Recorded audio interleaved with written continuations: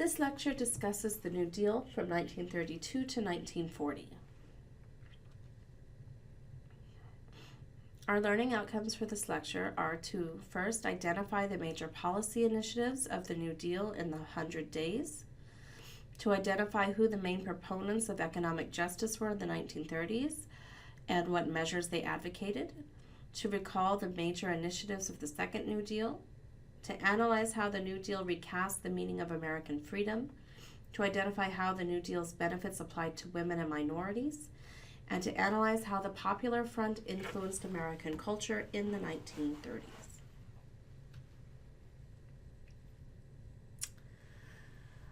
So for an introduction, it's interesting to point to the Columbia River Project, which was kind of a baby of FDR.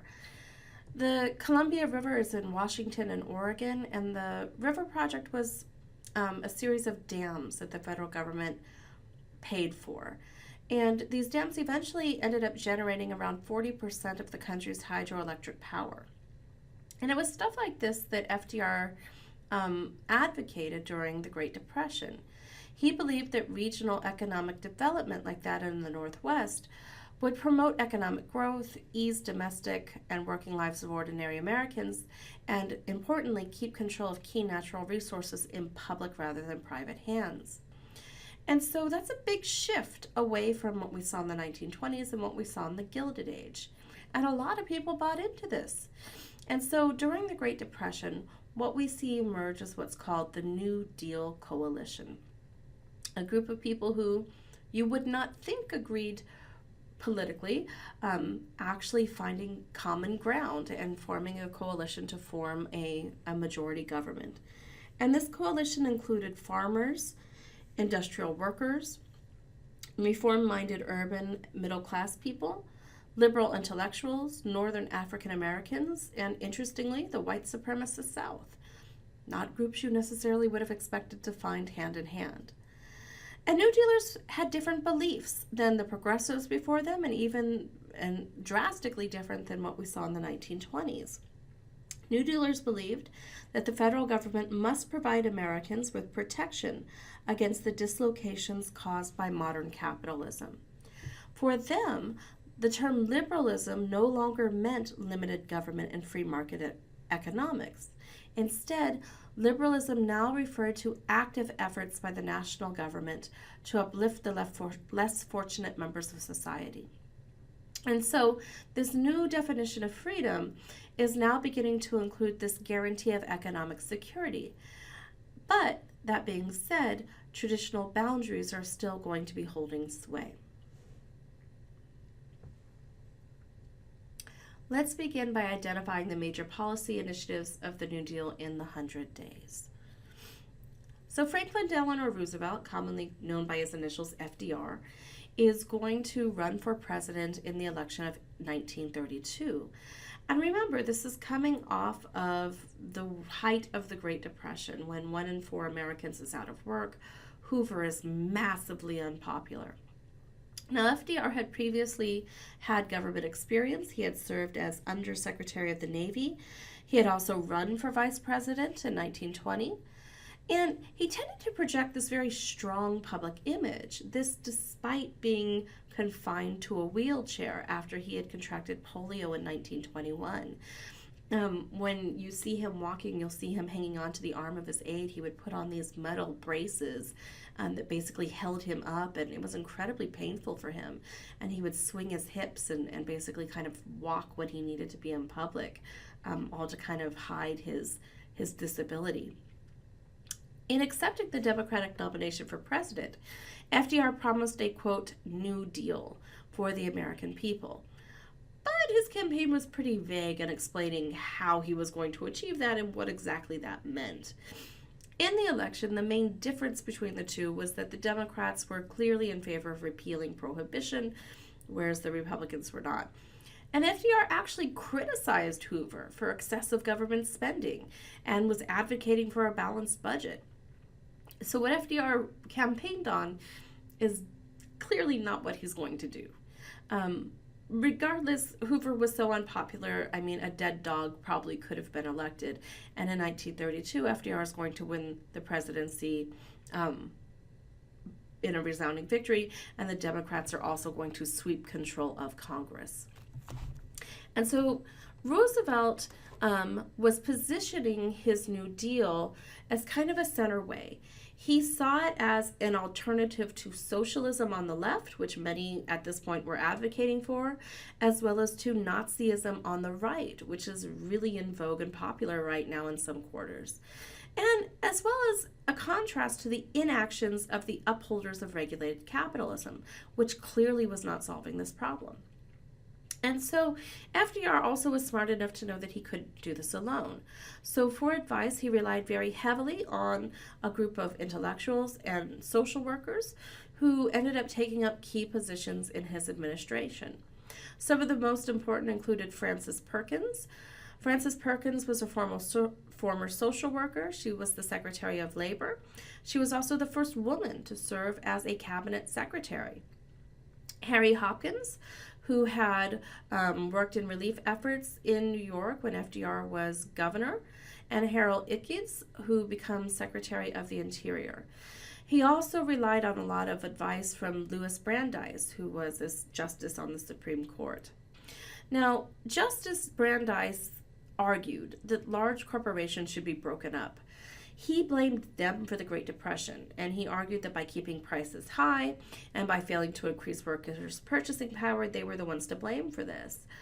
But there was pushback to that, right? One good thing about FDR was he didn't like groupthink. And so in addition to this group of advisors, he also had an informal group of advisors he called his Brain Trust. And the Brain Trust were a group of academics that included a number of Columbia University professors. And these professors pushed back against Brandeis. Their view was that corporations should be managed, not dismantled, and that they should be managed by the government. And it's going to be that view, that corporations should be managed by the government, not necessarily dismantled, that is going to prevail during what's called the First New Deal. So the First New Deal is going to be focusing on economic recovery. So if you need to pause this video, you may do so now.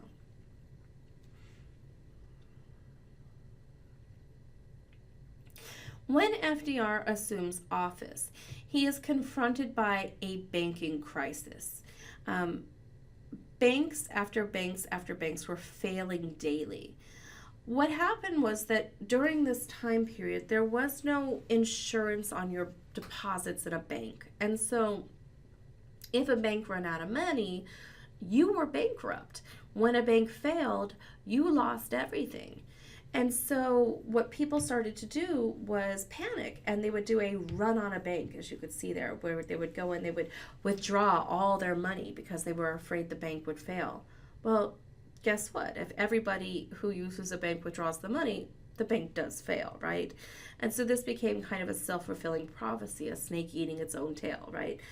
People would panic, they'd withdraw their money, so the bank would fail, so more people would panic, they'd withdraw their money, more banks would fail. And so the banking system was on the verge of collapse. So when FDR assumed office, one of his first actions was to declare a bank holiday, wherein he temporarily halted all bank operations and closed the banks in the country. And he then called Congress into a special session. And what emerged from this was the Emergency Banking Act, which provided funds to shore up threatened institutions. He then went on to pass a series of reforms that transformed the American financial system, one of the most important of which was the Glass-Steagall Act. The Glass-Steagall Act barred commercial banks from becoming involved in buying and selling of stocks, because this was one of the things that led to financial insolvency in a lot of banks.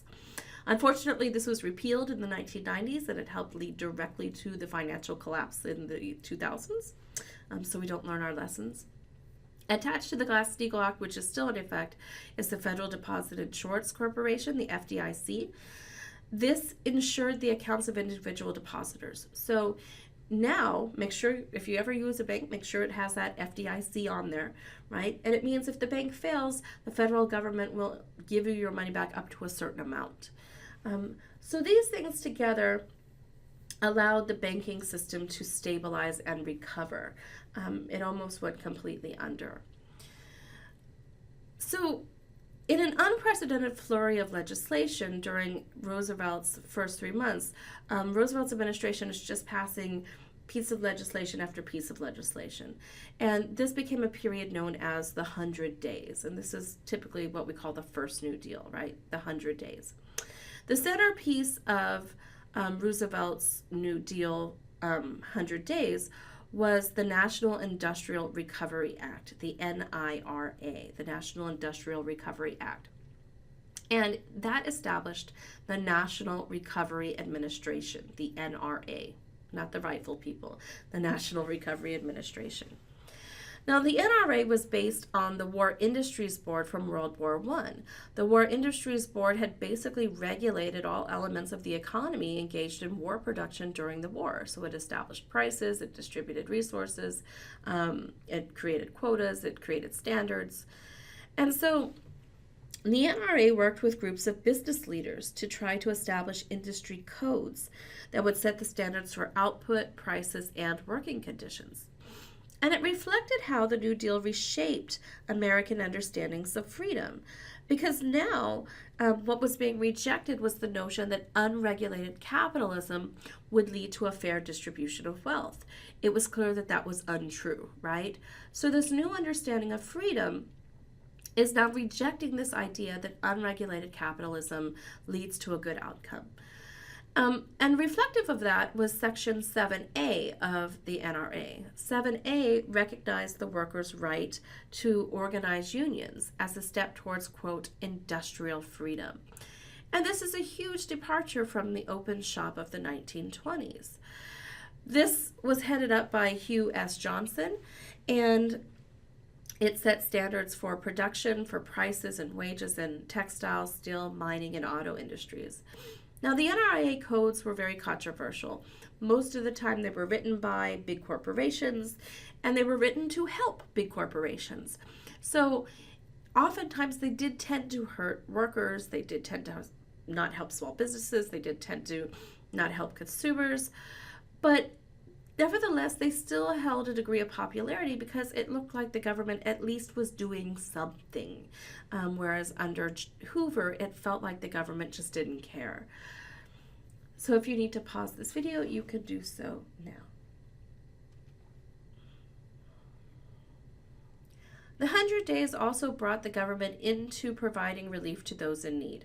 But the relief was qualified. The government was still afraid to provide direct aid, just like Hoover, because again, they were afraid it would breed dependency. This idea that you'll never get a job if the government just gives you money. But with 1/4 of the country out of work, the government did have to do something far more than it ever had before. And so they began passing a series of programs to try to provide relief for unemployed people. And this leads us into what historians collectively call alphabet soup, right? All these New Deal agencies. The first one was the Federal Emergency Relief Administration, FERA. The Federal Emergency Relief Administration gave grants to local agencies that aided those impoverished by the Great Depression. FDR also created temporary jobs for people rather than giving them, a handout. Part of it was he believed that he was afraid of independency. Part of it, he argued, was a pride thing, right? That you would feel ashamed getting charity, but you could feel proud doing a job and getting a day's pay. And so he's creating these government jobs to combat unemployment and to build up infrastructure. One example was the Civilian Conservation Corps, the CCC. The Civilian Conservation Corps employed young men in a nationwide environmental improvement project. So they would go out to, national forests and manage those and build bathrooms and help manage the forest land, stuff like that.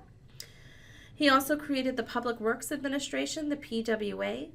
The Public Works Administration built roads, schools, hospitals, and other public facilities.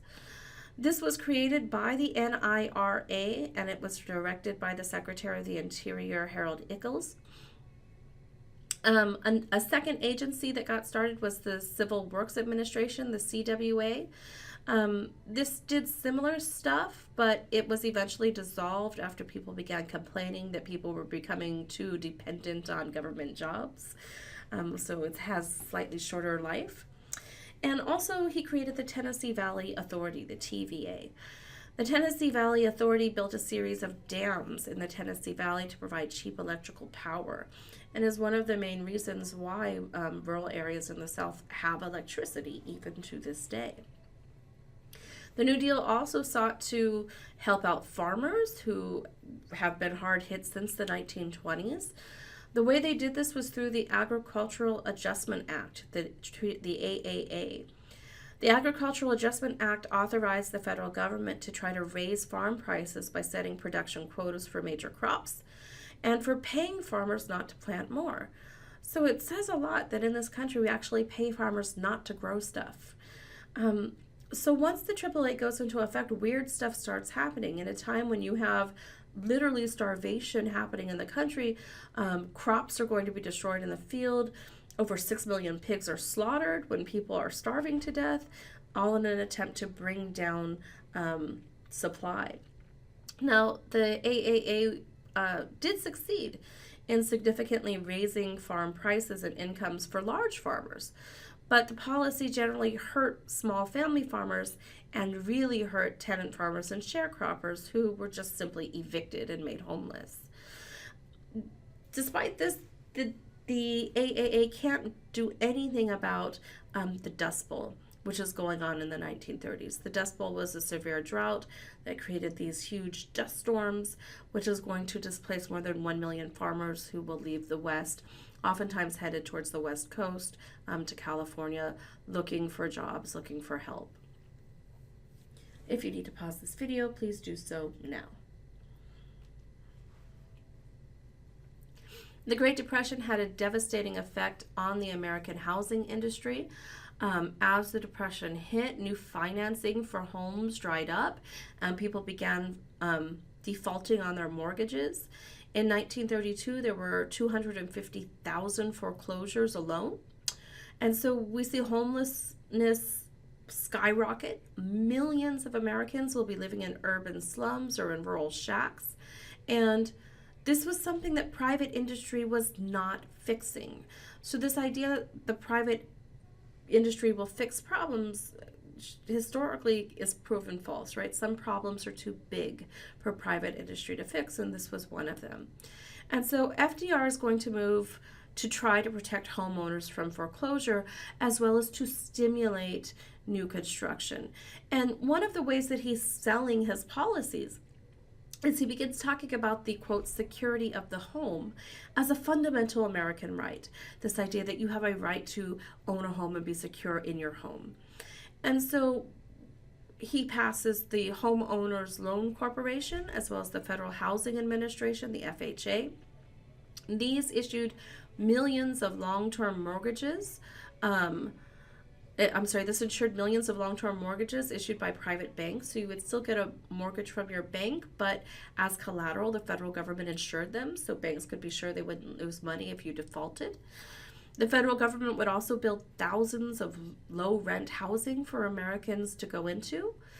And all of this permanently put home ownership within the reach of millions of Americans.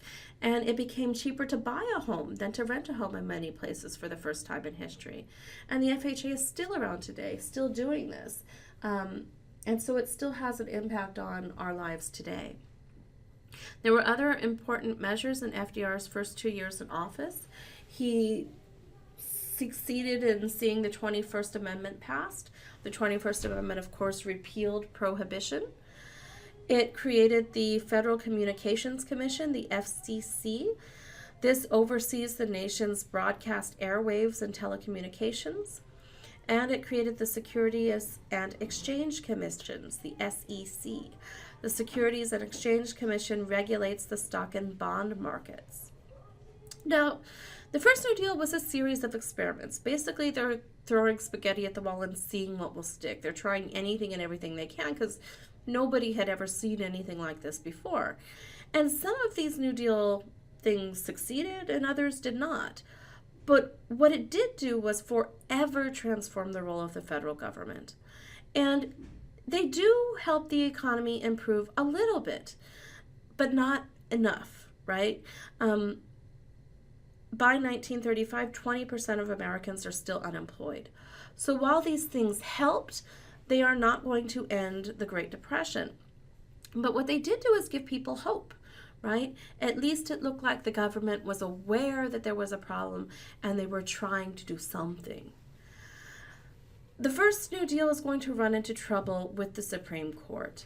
The Supreme Court during this time period was dominated by kind of 19th century conservatives, most of whom believed in the definition of freedom as liberty of contract.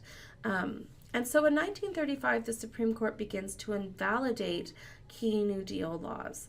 For example, the National Recovery Administration, the NRA, was declared unconstitutional in Schnechter Poultry Company versus U.S. in 1935.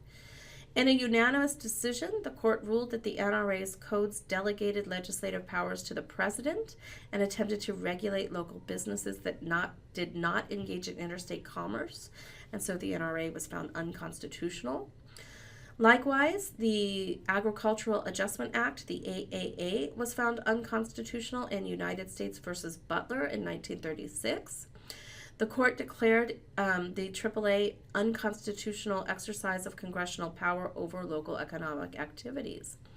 And so in light of this hostility from the Supreme Court, the first New Deal is going to grind to a halt.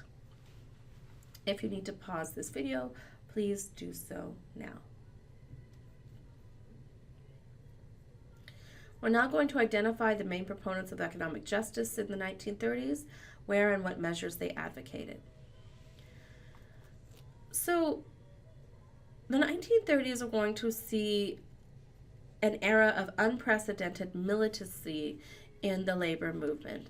And sometimes some historians talk about the great upheaval that we see going on. Unsurprisingly, organized labor is going to experience an upsurge in the mid-1930s. And unlike in the past, the federal government now seemed to be on the side of labor as opposed to the side of businesses. And one other thing that labor had going for it was that most workers now were American-born children of those new immigrants, and they are dominating the workforce. So the old practice that businesses used to do, this divide and conquer among immigrant groups, isn't going to work anymore. And we also have labor leaders with proven leadership stepping up. Many of them were socialists and communists who had survived the purges of the 1920s, coming back in and taking charge and steering labor into effective political protests and effective political revolts against existing conditions. So in order to just understand how different things are going to become, you need to kind of contrast it with what factories were like in the 1920s. In the 1920s, factories were basically miniature dictatorships. Unions were rare.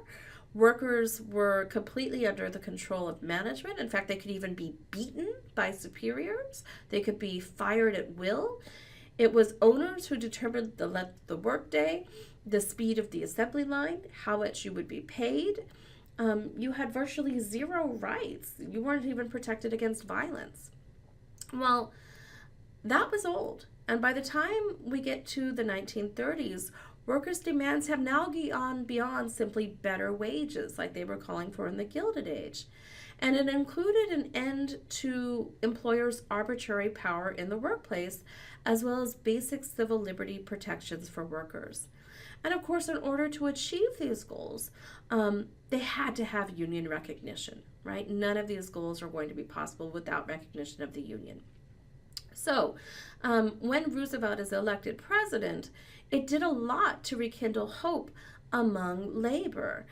And labor is going to be making the argument, which FDR seemed to agree with, that political liberty was meaningless when there was economic inequality and, quote, industrial despotism.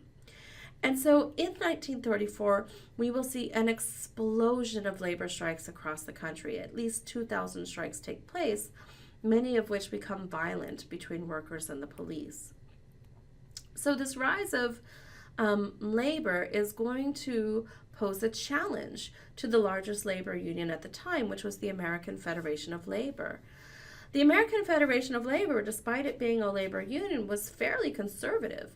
It typically only organized male workers, native-born workers, skilled workers, and it had also refused to organize workers of a given industry. Instead, it did it by craft rather than all workers of, say, the steel industry, right?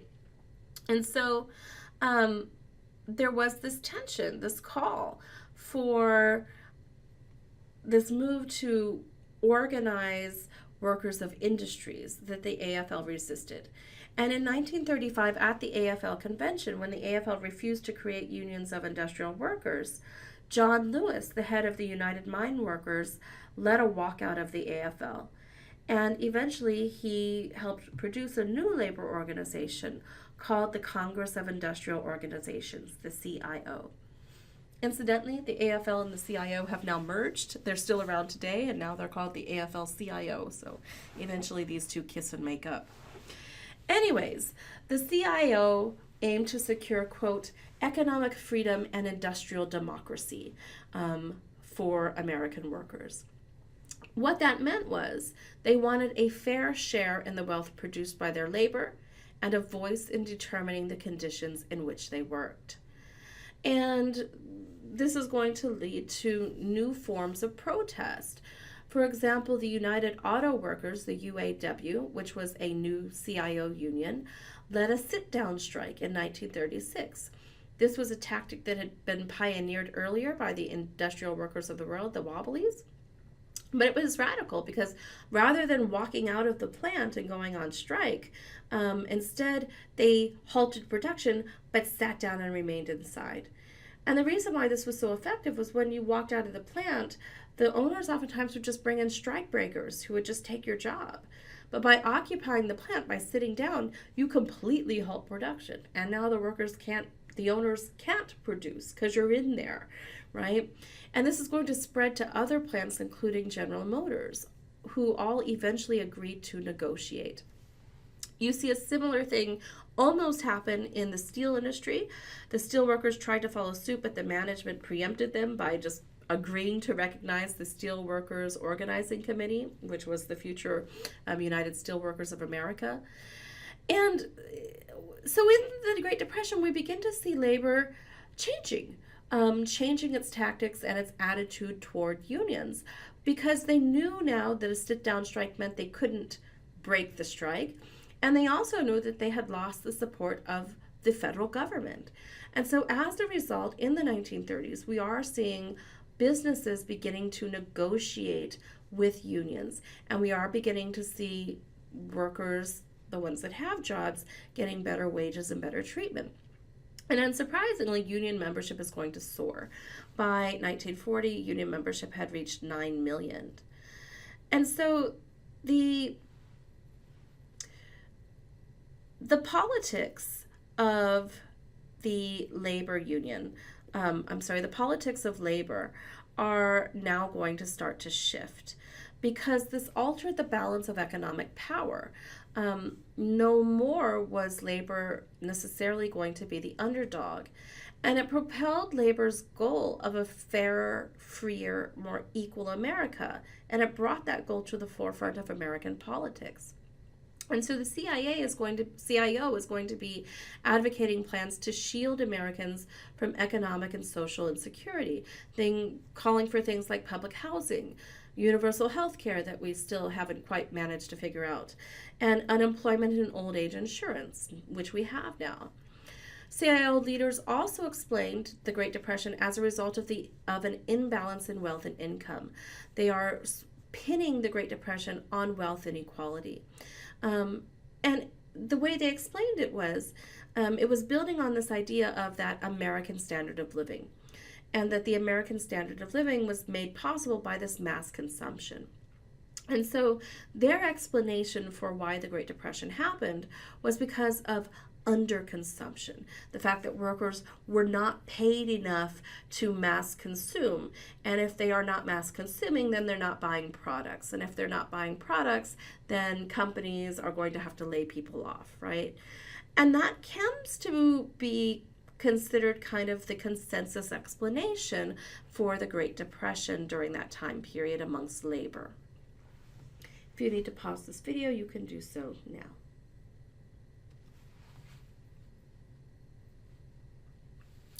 There were other popular movements in the mid-1930s that began to place this question of economic justice to the forefront of the political agenda. And you have people on the left, on the right, and in the center all talking about this idea of economic justice. On the left, we could see Upton Sinclair. He was a socialist, and he ran on a platform called End Poverty in California movement, EPIC. He called for the state to use idle factories and land in cooperative ventures to provide jobs for the unemployed. And he does lose election in the first ever negative media campaign, where his opponents were running fake newsreels, giving fake Communist Party endorsements, all this stuff, right? So he was defeated in probably the first really nasty negative media campaign. You also had Huey Long.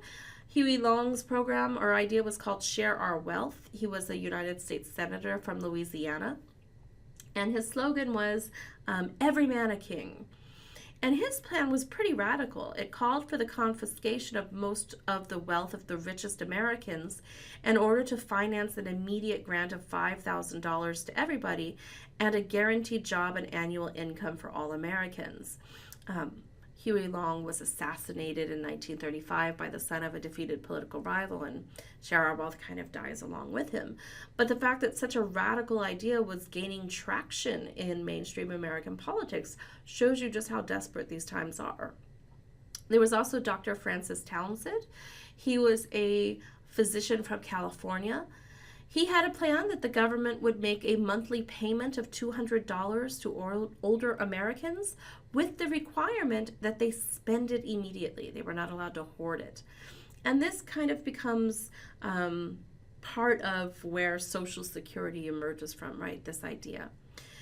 And then we had criticism on the right as well. Probably the most famous is Father Charles Coughlin, who's oftentimes called the radio priest. Coughlin preached against banks, he preached against capitalists, and he also criticized the shortcomings of the New Deal. Now, initially he supported FDR, but eventually he turns against FDR for the failure of the New Deal to support social justice ideas. And eventually he kind of shifts into anti-Semitism and becomes very supportive of European fascism, to the point where the Vatican makes him shut up. Also, religious leaders like Amy Semple McPherson are going to be drawing on the radio and mass media to spread conservative religious beliefs and tying that to the Great Depression. So all these signs of discontent and all this labor unrest is going to prompt FDR to once again take action, and it leads to what's called the Second New Deal. If you need to pause this video, you can do so now.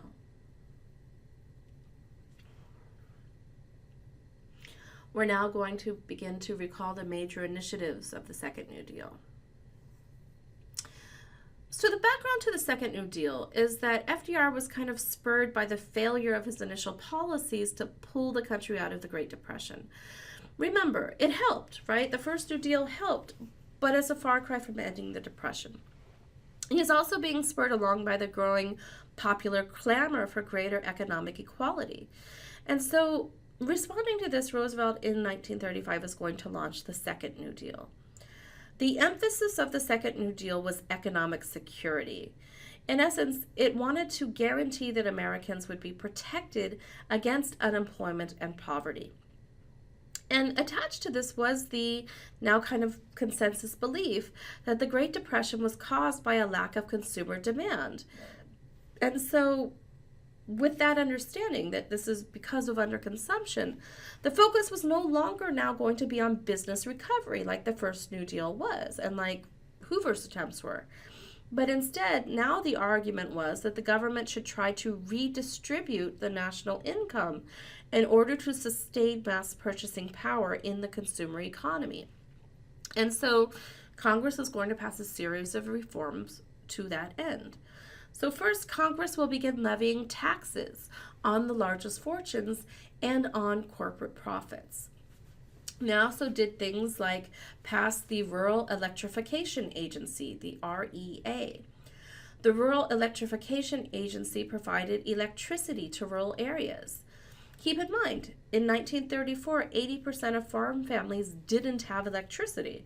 And so this was a move to try to make that happen. Now, in part, this was so Americans would buy appliances. Once you have a plug, you really want something to plug into it. And remember, traditionally, rural farmers, when they had money, would buy farm equipment, not labor-saving devices. So rural women were working really hard. They're still doing laundry by hand. They're still, don't have refrigeration, things like that. And the REA was incredibly effective. By 1950, 90% of the nation's farms were wired for electricity. That's an enormous success. The federal government also tried to promote soil conservation as well as prop up family farming. The thinking here was that farmers' standard of living was too far behind urban prosperity, and basically that it was the farmer's fault, right? That if farmers only used their resources better, that they could be just as prosperous as, their urban counterparts. Now, obviously, there's some real issues with this idea here. What these efforts mainly did was benefited landowners, right? They didn't help tenant farmers, they didn't help sharecroppers, they certainly didn't help migrant workers. And it also failed to stop that trend toward the big agribusiness farms and the failure of the family farms. So it doesn't stop that trend either. So it helps some, but probably not the people they were trying to help. If you need to pause this video, you can do so now.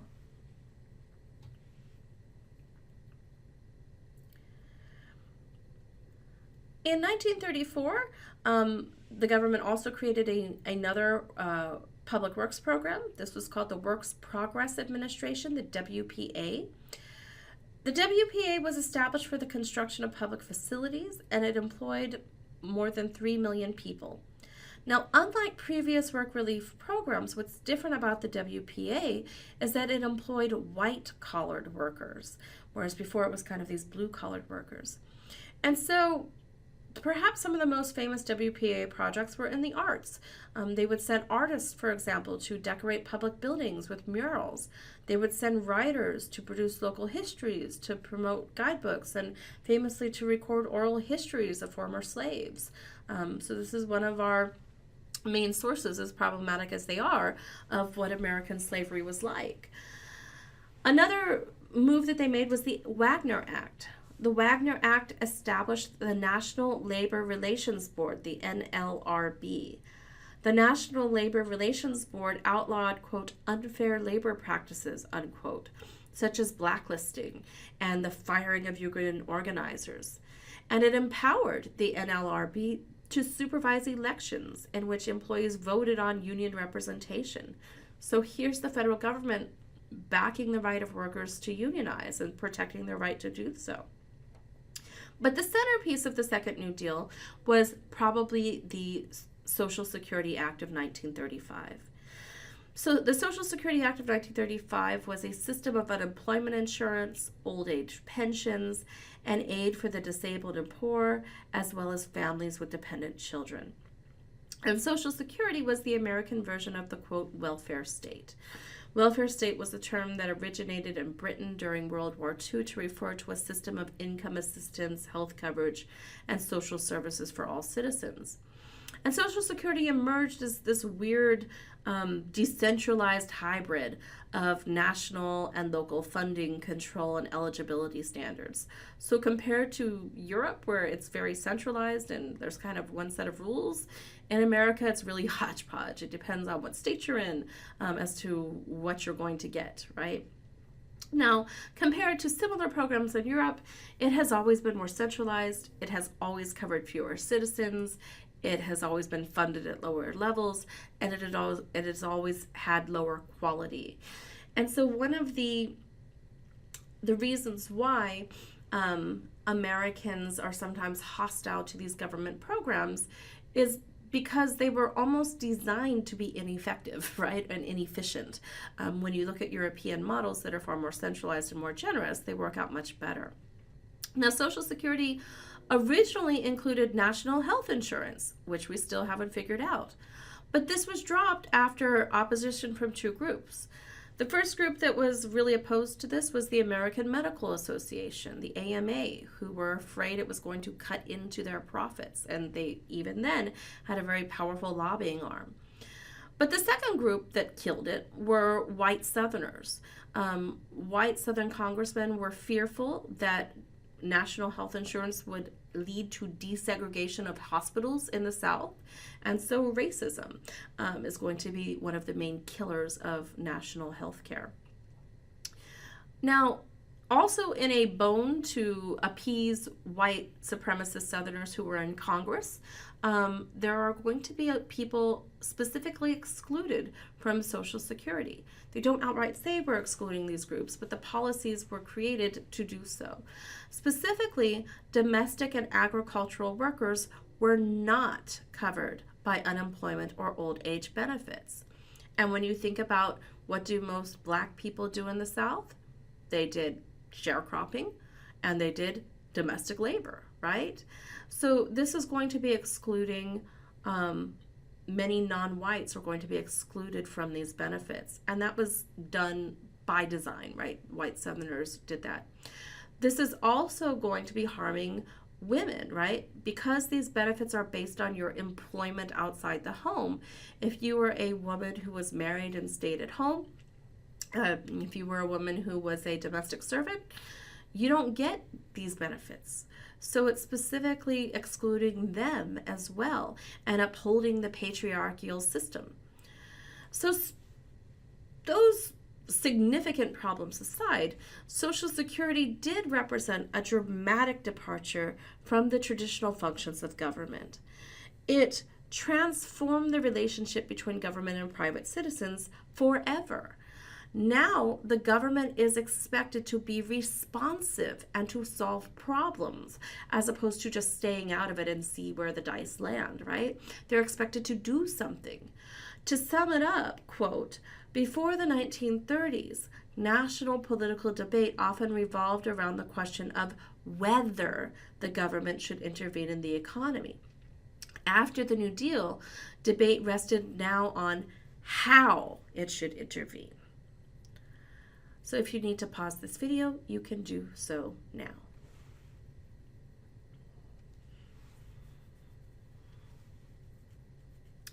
So this is very much a shift in American freedom, as our learning outcome indicates. So FDR has to sell this. And FDR, if nothing else, was a master of political communication. He would use what he called his fireside chats to great effect, where he would speak to people on the radio, and it felt like that he was there in your home sitting next to you by the fire explaining things to you. And the way he's going to get the country behind this kind of radical departure from traditional American policies was by appealing to traditional values in support of these new policies. And so it's going to be FDR who gave the term liberalism its modern day meaning. Liberalism meant different things in the 19th century and in the 20th century. In the 19th century, liberalism meant limited government and free market economics. That changes with FDR. In the 20th century, liberalism now means a large, active, socially conscious state.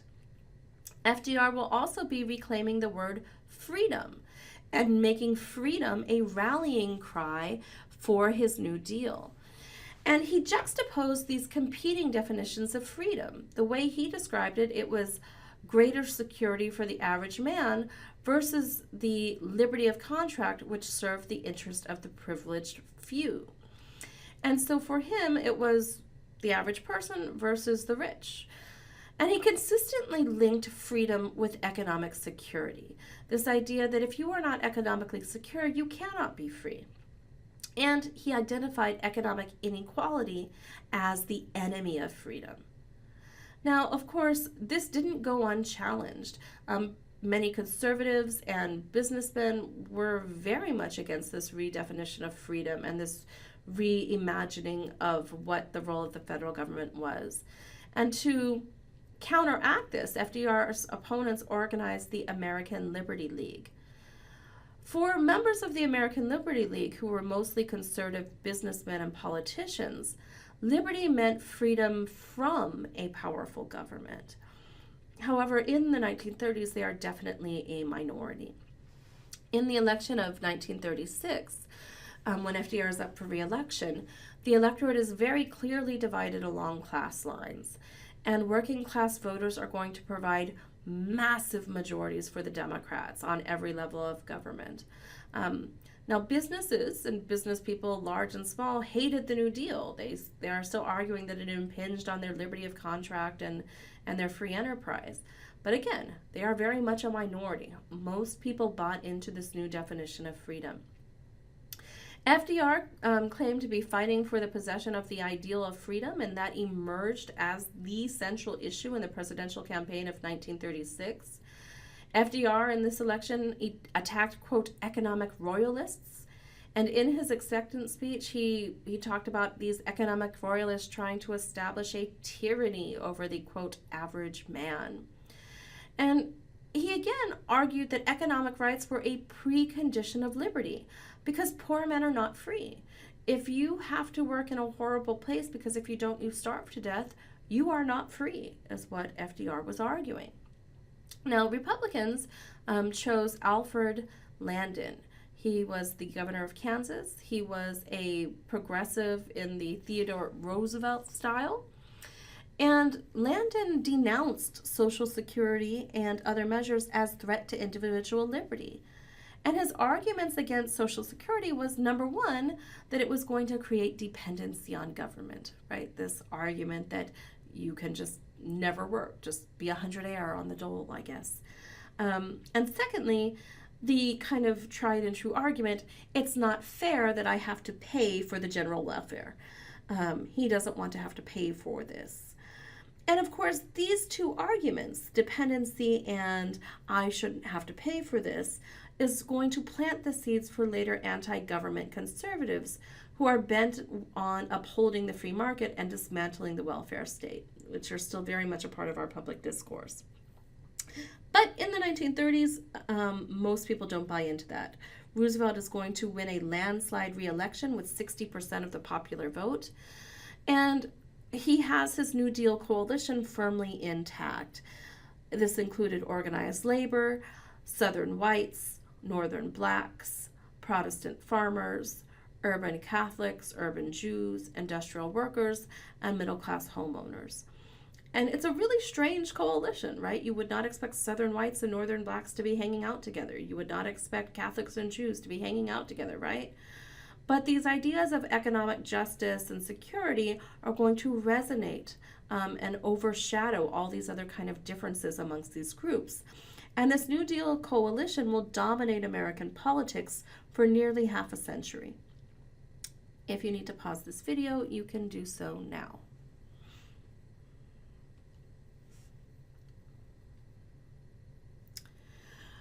So with the second New Deal legislation passed, FDR was acutely aware of what had happened with his first New Deal and the role the Supreme Court played in undoing some of what he considered to be his crowning achievements, like the NRA, like the AAA.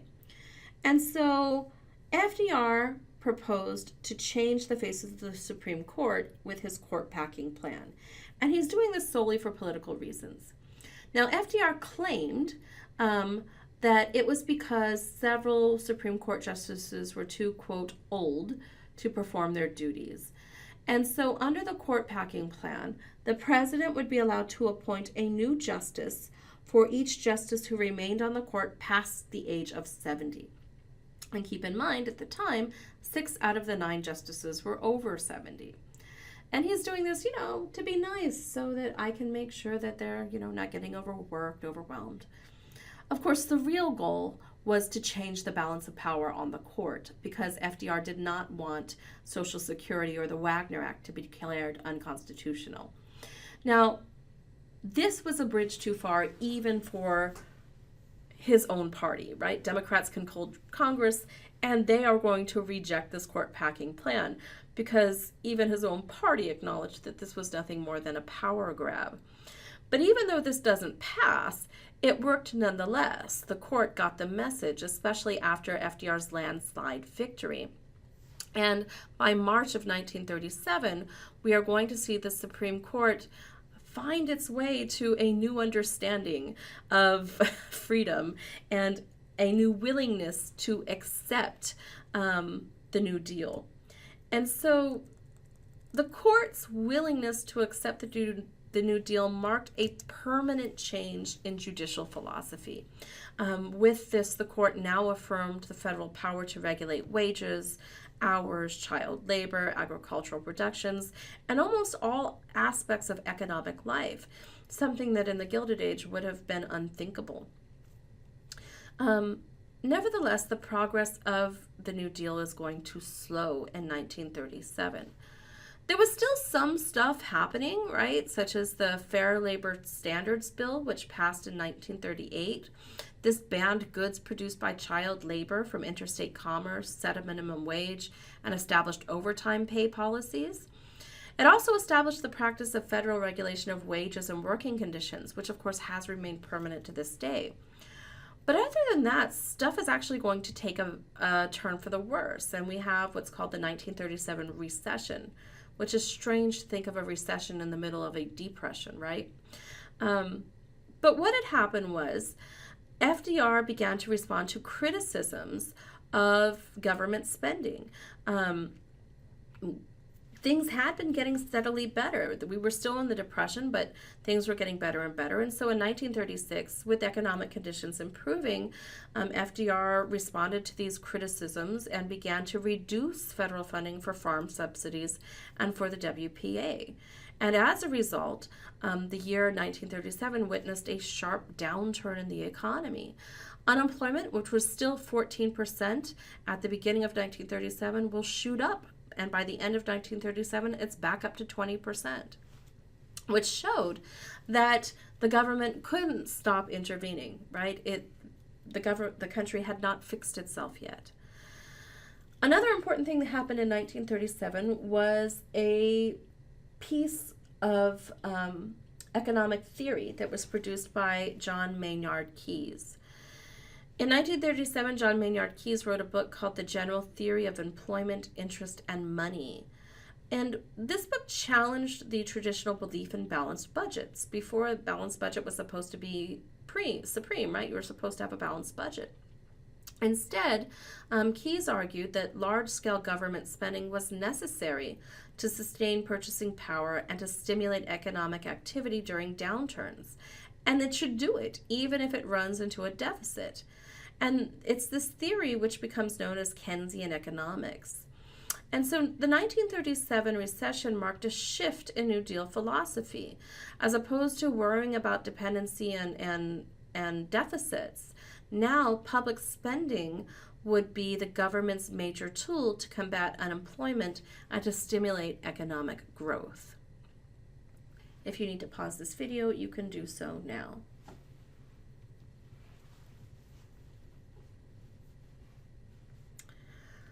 Let's identify how the New Deal's benefits apply to women and minorities. The New Deal brought more women into American government than ever before. You see, for example, Frances Perkins as the Secretary of Labor. And of course, Eleanor Roosevelt, the president's wife, is really important. She is going to transform the role of the First Lady away from this kind of, helpmeet into a base for political action. And Eleanor Roosevelt was especially powerful in the areas of civil rights, labor legislation, and work relief. That being said, Organized feminism, which was already in disarray in the 1920s, is virtually going to disappear as a political force in the Great Depression in the 1930s.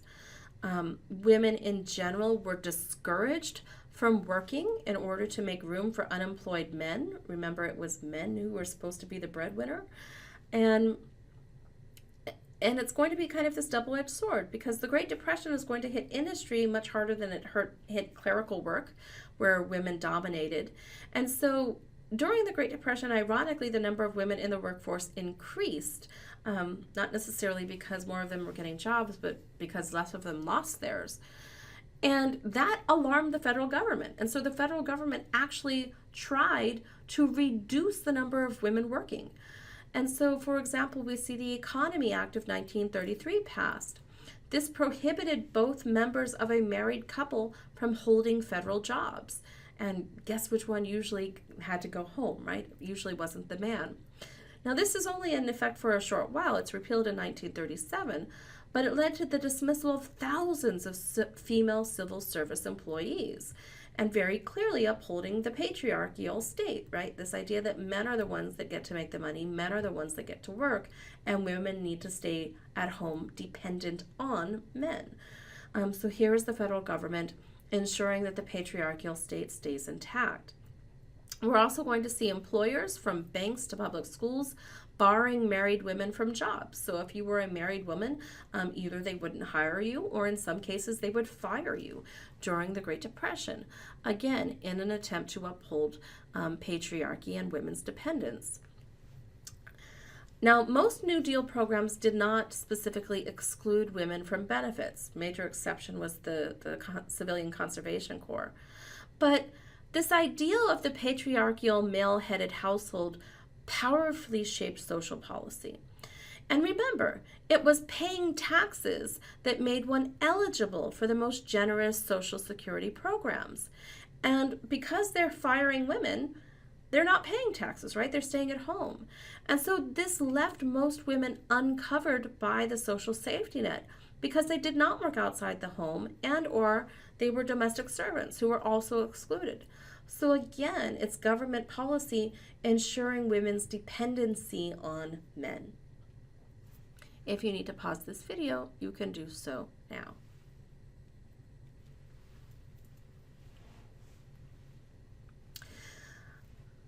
Let's talk about the Southern veto.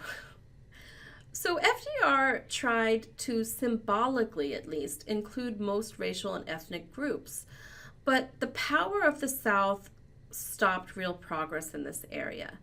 The Solid South is going to help mold the New Deal welfare state into basically an entitlement for white Americans, and we should also say male Americans. Remember, blacks lost the right to vote in the South with the advent of Jim Crow and the end of Reconstruction. And so Democrats dominated Southern politics, and they were virtually unchallenged. What that meant was that from 1877 onward, basically the same people got elected again and again and again, because they have zero competition, right? Because black people couldn't vote. And so the way that Congress works is that committees are based on seniority. So when the Democrats finally take back control of Congress in 1933, Southerners who had been there because they kept getting elected unchallenged were assured key leadership positions. And so the South is going to be exercising disproportionate power in Congress because they have seniority, because they control the committees, because they control the floor. And it meant then that they are going to be stopping a lot of changes that otherwise might have been made.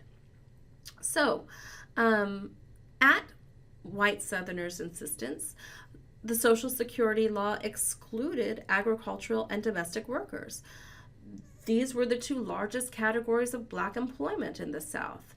And they did this on purpose. It was meant to ensure the South's low-wage, racially divided labor system remained intact.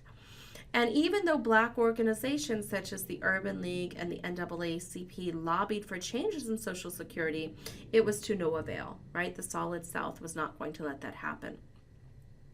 And it's this, interestingly, which helps leads to this stigma of welfare, which still exists in the United States and which most countries would think of as kind of weird.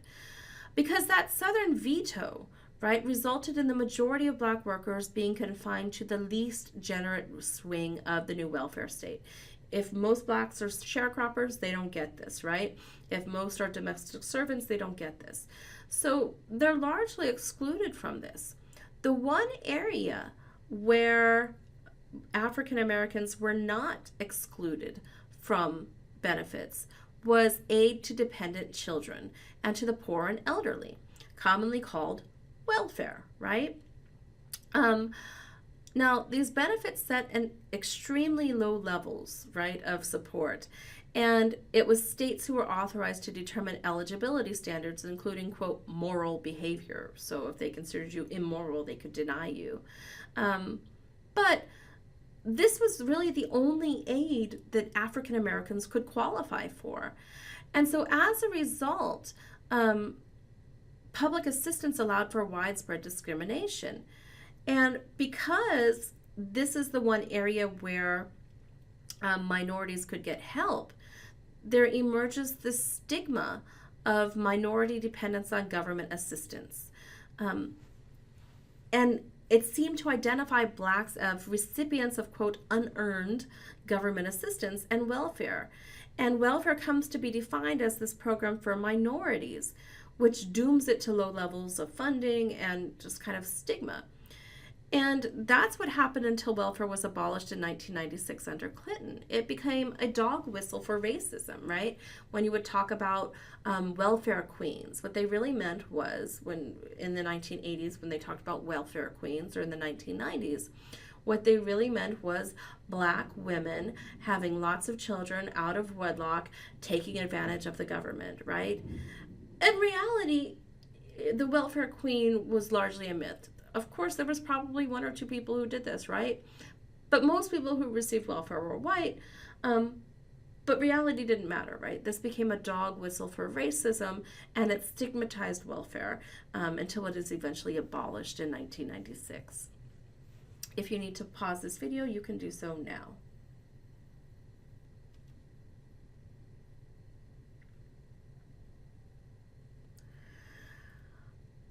We also see the New Deal having an impact for Indian Americans.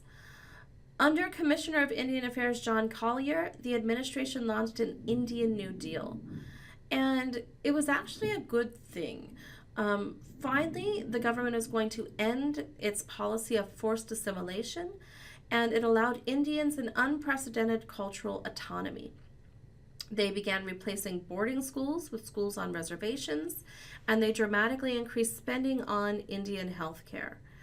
This does eventually lead to the Indian Reorganization Act of 1934. This ended the Dawes Act policy of dividing Indian land into small plots of land for Indian families and selling off the rest. And federal authorities recognized Indians' right to govern their own affairs. This marked the most radical shift in Indian policy in the nation's history. That being said, despite these good things, most reservations will remain poor, and living conditions did not significantly improve. For Mexican Americans, the Great Depression was a kind of horrible experience. About 1/5 of the population, around 400,000, either returned to Mexico or were deported, including around 200,000 Mexican American children who had been born in the United States. The ones that stayed, most that stayed worked as migrant laborers for corporate farms. And remember, the Wagner Act and the Social Security Acts did not apply to agricultural workers. So they are going to be going without the protections that industrial workers are enjoying. And it's not that Mexican Americans were happy with this, but they kind of lacked effective leadership. their leaders failed to develop a consistent strategy to combat this. How do they do this? Do they claim to be white Americans so they don't get discriminated against like blacks? Do they play up something else, right? Do they play up a different heritage, right? There was really no strategy. They do get some backing from the Mexican government with this idea of a mystical pride and identification with Mexican heritage. This is later given the name La Raza, right? But that's not going to gain traction in mainstream American politics. So for most Mexican Americans, this is a very difficult time. African Americans, though, are going to be the hardest hit by the Great Depression. The way you can think of it is they were the last hired and they were the first fired. Even if they managed to keep their jobs, they would now face competition by unemployed whites desperate for a job. And so unemployment rates doubled that of whites and benefited whites who benefited disproportionately from direct government relief and the New Deal public works in cities. So most African Americans are not necessarily going to be enjoying the benefits of the New Deal. The best they can get is welfare, right? Now, FDR personally was not very interested in civil rights. He does appoint a number of blacks to important federal positions, such as Mary McLeod Bethune, who was a prominent black educator and special advisor on minority affairs. And many of his advisors, such as Eleanor Roosevelt, such as Ingalls, did direct attention to segregation, disenfranchisement, and lynching. But FDR is not that interested in this, right? So he's not giving that much attention to it. Nevertheless, the 1930s does witness a historic shift in black voting patterns. In the North and in the West, where African Americans could vote, African Americans are going to shift to the Democratic Party away from the Republican Party, which still remains true today. The most reliable voting base for the Democrats are African American women. But despite that, there are definite setbacks for African Americans. There will be a failure to pass anti-lynching legislation. Surprise, surprise, the South objected to it. We still have not managed to pass federal anti-lynching legislation. And of course, agricultural and domestic workers will remain excluded from Social Security and minimum wage laws. If you need to pause this video, you may do so now.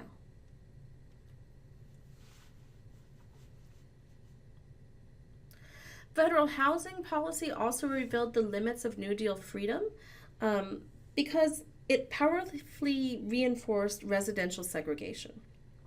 Local officials put national housing policy into effect, and because of that, they were able to reinforce existing racial boundaries in both the North and the South. Federal employment practices also discriminated on the basis of race. For example, you had the FHA, which allowed loans with clauses barring future sales to non-white buyers. There would be refusals to give loans in integrated neighborhoods. Only 2% of blacks holding federal jobs were in positions other than that of a clerk or a custodian. And of course, in the South, many New Deal jobs refused to hire African Americans. It won't be until the Great Society of the 1960s when many of those left out of New Deal programs would finally win inclusion into the American racial state. So African Americans will be continuing to be left out and discriminated against both at the local and the federal level. That being said, there was some good stuff that happened because new people will be included into the social welfare system. While traditional people have been left out, like women, like African Americans, Catholics and Jews, as well as new immigrant voters, will finally become included into the mainstream. And ethnic pluralism starts to become a living reality in American politics. So we do see this kind of idea of pluralism gaining acceptance. If you need to pause this video, you can do so now. Finally, we're going to analyze how the Popular Front influenced American culture in the 1930s. So the 1930s are kind of the heyday of American communism. Yes, there was an American Communist Party. Um, in the mid-1930s, the left, what I mean by the left is this umbrella term for socialist, communist, radical, labor, some New Deal liberals, they are going to enjoy an unprecedented role in shaping and influencing the nation's politics and culture. The CIO and the Communist Party are going to be attracting a broad social and intellectual attention, and this is largely going to redraw the boundaries of American freedom. The Communist Party in particular experienced remarkable growth, not so much numbers, but its involvement in many activities from demonstrations to civil rights are going to give it power. And we see the rise of what's called the Popular Front. The Popular Front was a period during the mid-1930s when the Communist Party sought to ally itself with socialists and New Dealers in movements for social change, urging reform of the capitalist system rather than advocating revolution, which is what communists usually did. And so the Popular Front vision doesn't last very long, but it will survive in theater, in film, and in dance a lot longer than the political movement from which it came. And it's here where we see left-wing culture emerge, where social and economic radicalism, rather than support for the status quo, defined what was a, quote, true American. The Popular Front vision for American society was that the American way of life meant unionism and social citizenship, not this unbridled pursuit of wealth, which is how it was defined in the Gilded Age. And Popular Front artists and writers captured the lives of ordinary Americans to that end. Probably one of the most important people was Dorothea Lange, who went out and took pictures of ordinary Americans suffering during the Great Depression. Here you can see a photograph that she took, one of her most iconic. You also had films celebrating populist figures who challenged and defeated corrupt businessmen and politicians, films such as Mr. Smith Goes to Washington, which was produced in 1939. And the Popular Front forthrightly sought to promote the idea that the country's strength lay in diversity, in tolerance, and in the rejection of ethnic prejudice and class prejudice. So its ideas live longer than it itself does. If you need to pause this video, you can do so now. The Popular Front culture moved well beyond New Deal liberalism in condemning racism as incompatible with true Americanism. Remember, the New Deal's kind of okay with racism, right? At least in practice, if not in creed. But the Popular Front challenged that, and it began to define pluralism as the American way. And you see this, for example, in the Scottsboro case.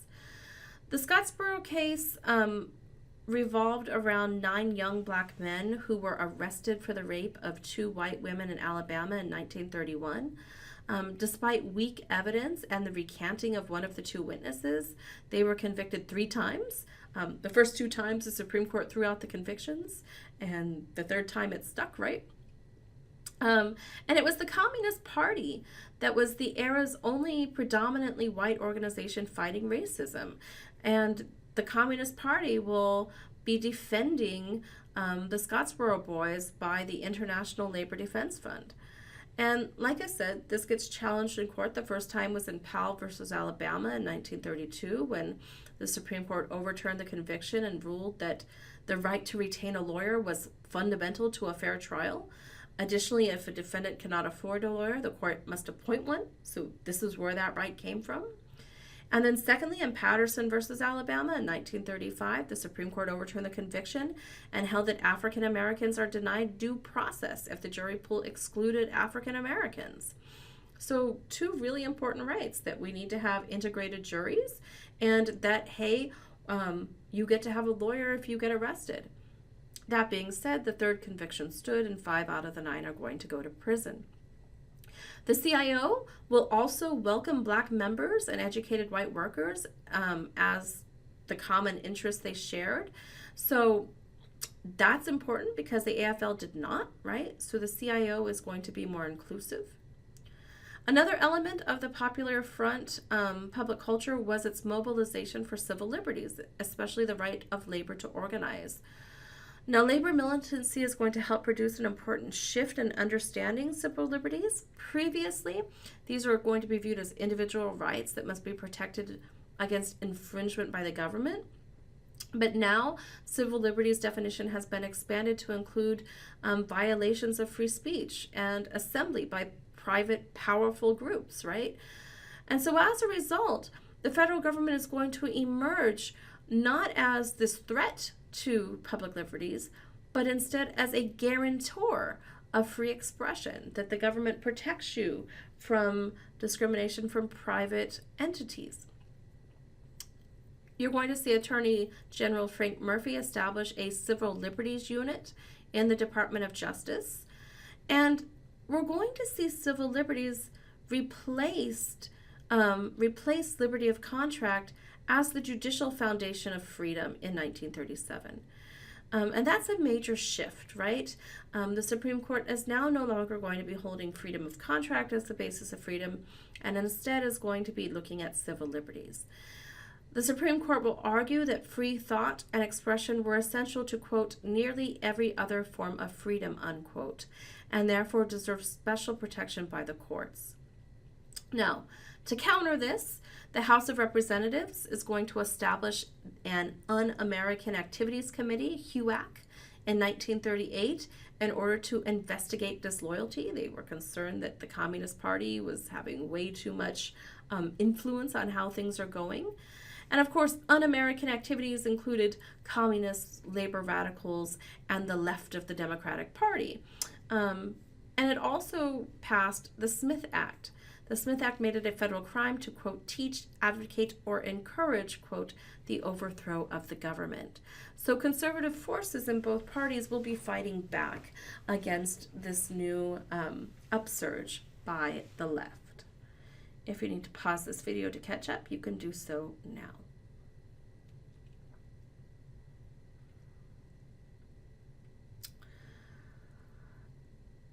So as the New Deal goes on, support for it waxes and wanes. And by the end of 1938, FDR was beginning to lose support from Southern Democrats. In a report written by the administration that year, the president referred to the region as the country's #1 economic problem. And largely it's true. The South lagged behind in industrialization, in investment in education, in health. And of course, this was by design, right? The South was doing this on purpose to keep African Americans as an underclass and to keep the patriarchy intact. Southern business and political leaders feared that continuing federal intervention in their region would encourage unionization and, of course, upset race relations. Roosevelt concluded the enactment of future New Deal measures required a liberalization of the Southern Democratic Party. And so in 1938, he did try to replace conservative Democrats, but that failed. That was rebuked by Southern voters. And so what follows then is a period of political stalemate, followed by the congressional election of 1938. And further reform initiatives seemed relatively impossible because you had this coalition of conservative Southern Democrats and Northern Republicans dominating Congress. And in fact, many initiatives began to be rolled back as more and more attention began to shift toward Europe. So we kind of have this stalemate and then this realignment. And it's here where the shift of the South, as opposed to being Democratic, starts to shift to Republican. And of course, once we get to civil rights, that shift will become permanent. It's basically halted for a short time during the war, but then it goes full force when civil rights takes place. So why does the New Deal matter? Why is the New Deal significant? Given the scope of the economic calamity it tried to counter, the New Deal seems in many ways really, really limited. The American social safety net is really bad compared to Europe's. And the New Deal did not fix, and you could even make the argument, maybe it made worse racial inequality. But even with that being said, the New Deal did have substantial accomplishments. First, it greatly expanded the federal government's role in the American economy. Gone are the days or this idea that unregulated capitalism brings the most benefit to the most people, right? That was thoroughly discredited by the Great Depression, and the New Deal seemed to offer a counter narrative to that. Secondly, it does permanently transform the physical environment through dams, through reforestation programs, rural electrification, the building of public facilities. Third, it does restore faith in democracy at a time when that faith was eroding. And it's very easy that America could have gone communist. America could have gone fascist. Both of these were looming possibilities when people were desperate. And the New Deal did kind of create this middle way between those things. Fourth, it made the government an institution directly experienced in Americans' daily lives and concerned with their welfare. And that's very different from the hands-off hope you live, right? Now when we have a national disaster, a hurricane, for example, people might criticize the government for its response. You didn't come fast enough, it wasn't organized enough, but nobody questions whether or not the government should be there. That's because the Great Depression happened. Before the Great Depression, if there was a hurricane, you're on your own. Hopefully a private charity comes to help you, but the government wasn't showing up. The Great Depression changed Americans' expectations as to what the government owes them. Fifth, it's going to redraw the American political map. We begin to see this realignment. African Americans go to the Democratic Party. The South is now going to start to shift towards the Republican Party. And finally, and perhaps most importantly, it does recast the idea of American freedom, what it means to be free. So while the New Deal is going to improve economic conditions, and while the New Deal does give Americans hope in the depths of despair of the Great Depression, keep in mind that it does not end the Depression. The only thing that ends the Depression is World War II. That being said, the New Deal is probably one of the most significant things to happen in American history.